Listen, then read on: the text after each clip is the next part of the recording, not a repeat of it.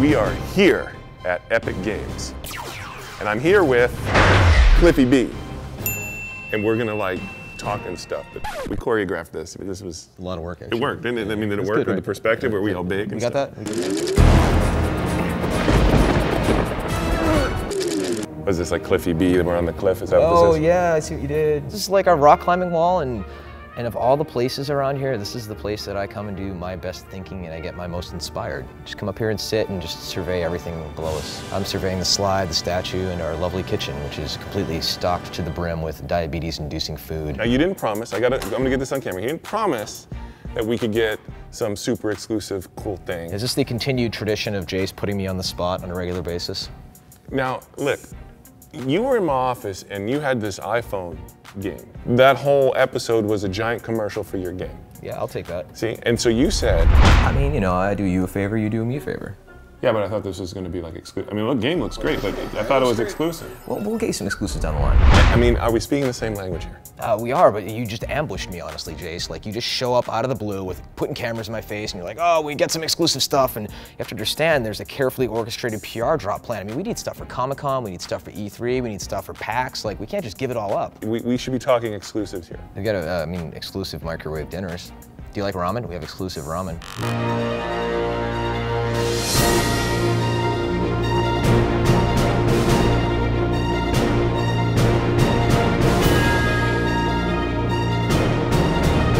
We're in Dallas at Gearbox with Randy Pitchford.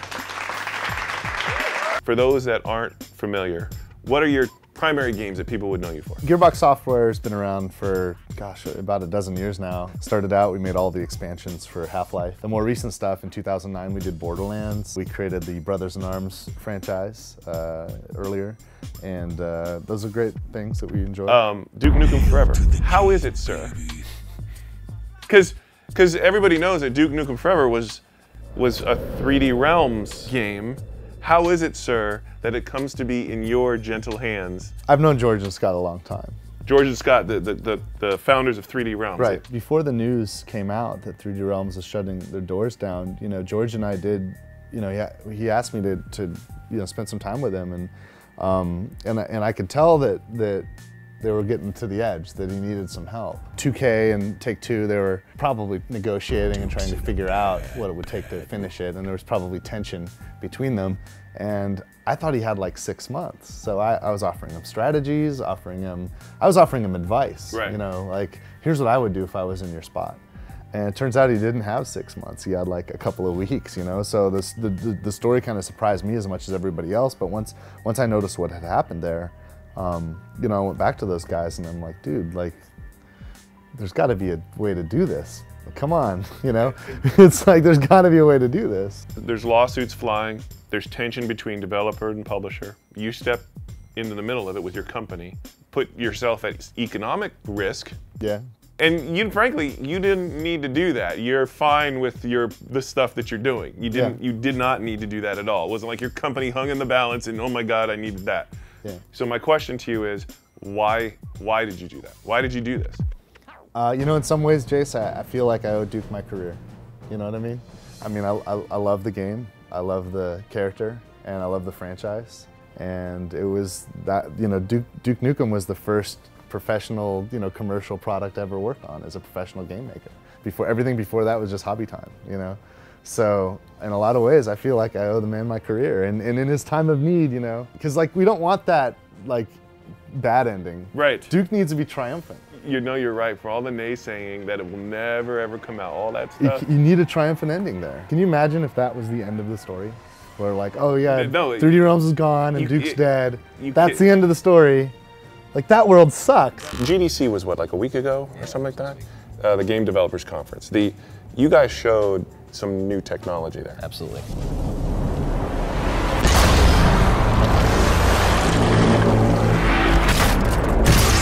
A love letter to all the manufacturers of hardware out there and saying, hey, we don't think graphics are quite good enough. We need to step it up a little bit. And the problem with what we were showing is it's not the most scalable yet. What we were showing is geared very much towards the high end. So if you want to put a PC product out right now, you look at the reason why WoW is so huge is it runs on everything. And Blizzard knew that, and that's why WoW is this huge phenomenon. How do you guys compare your new tech to like the Crysis I mean, I've seen some of their latest tech demos and it looks really, really cool and solid, but I think, you know, we're gonna really compete on tools in a lot of this. See, I'm gonna translate that. He basically just said Crysis can just go eat its own shorts. I did not say that. He's putting words in my mouth. He said, he literally said he looked in his toilet bowl and saw the Crysis engine and then he flushed it. That's what he said. I believe that what I've acquired right now with Jace Hall is the equivalent filter of when I do a quote on the internet and it gets bubbled up to a website that then turns into a flame war. I'm just trying to translate for the people who don't understand. People always want the drama. They always want to turn it into some dynasty stuff, so, you know, some big old, you know, fighting in a fountain crap. And I don't think it's like that. I think there's plenty of room for everybody. I'm getting a little thirsty, actually. We can hook it up. We can get some lemonade. Absolutely. We're gonna get some lemonade. Epic slide, bitches! So you jumped into it. Fortunately, there's a lot of people that care. It's not just me. There's an incredible team here, and there's even guys at 3D Drums. Alan Blum is still working on the project to this day. He's the one guy, like the whole thing. He and Todd, you know, they created Duke Nukem 1 together in Long Beach, and Alan has been the one guy who's been with it, and he worked the entire time at 3D Realms all the way up until the day they shut the doors, and he didn't give up. He stayed with it, and he's still working on it today.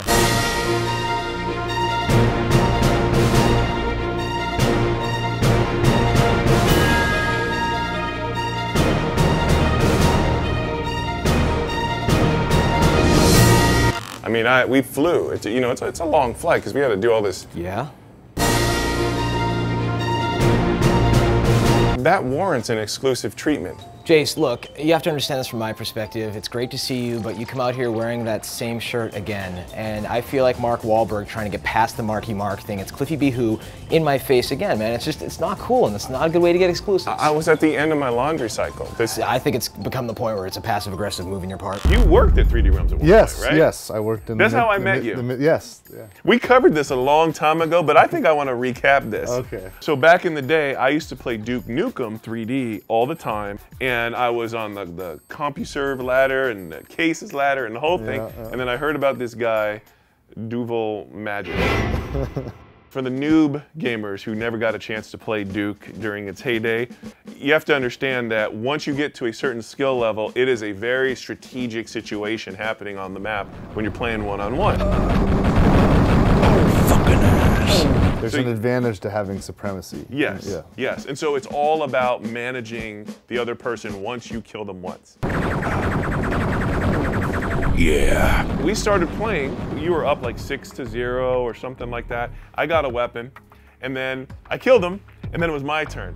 And then I get like a pause. You can pause the game and everybody stops. Yeah, that was back when one player could pause and everybody you could just freeze it and everybody was done. Stuck, yeah. And I get this message across, I have to go. He just says I have to go.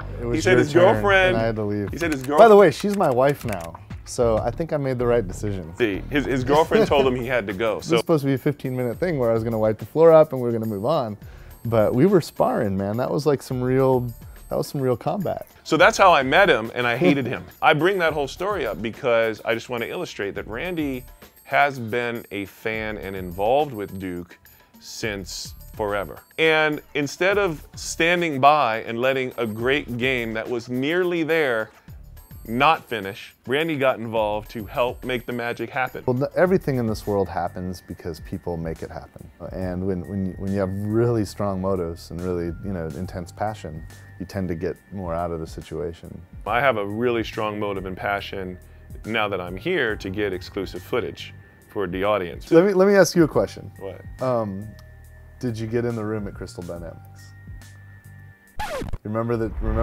Please let us just go film some of that. 3 seconds.